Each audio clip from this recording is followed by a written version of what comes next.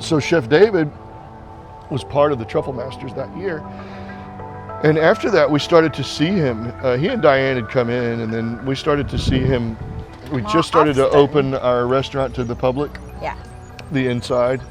And it was at one point, maybe every couple days. And then it slowed down to about every 1 day a week.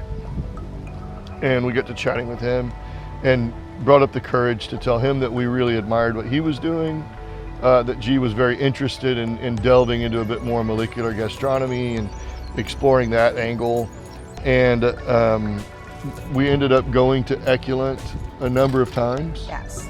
And we're absolutely minds blown. And our relationship with David started to flourish until, about a year of all of this, he called us randomly and said, hey, I've got a really crazy idea. Feel free to say no, but see what you think.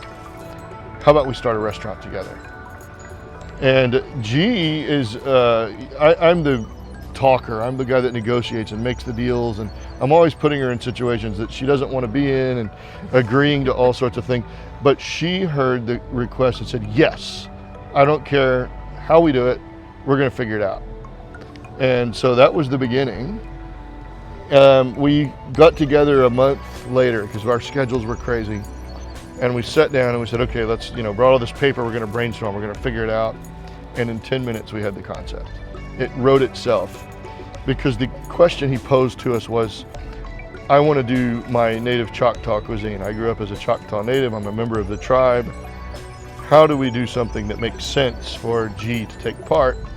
And the suggestion was thrown out that Thai food didn't exist in the way that we know it until the Americas were discovered or found by the Europeans, by Columbus, at which point spices hit the spice route through the Portuguese and modern Thai food was born. And bingo, we had this idea of a timeline for a menu, never a fusion, and each chef delved back as far back as they could go in each other's history, and that we would do a number of courses, and it would tell a parallel story of ancient Thai food, which was void of any Native American ingredients at the time, Native American food, which was void of any international ingredients at the time, and then you watch the evolution.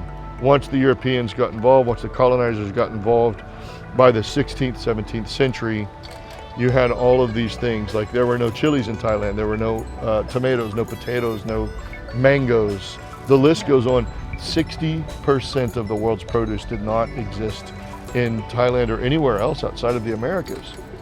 So then you get midway through our tasting menu and you start to watch both the evolution of Thai food and then the reverse of that, which was Europeans were bringing ingredients back from Asia, namely the chicken from Thailand, black peppercorn from India, and things were coming back the other way. So Native American food was also having its moment when they were allowed to do it, right?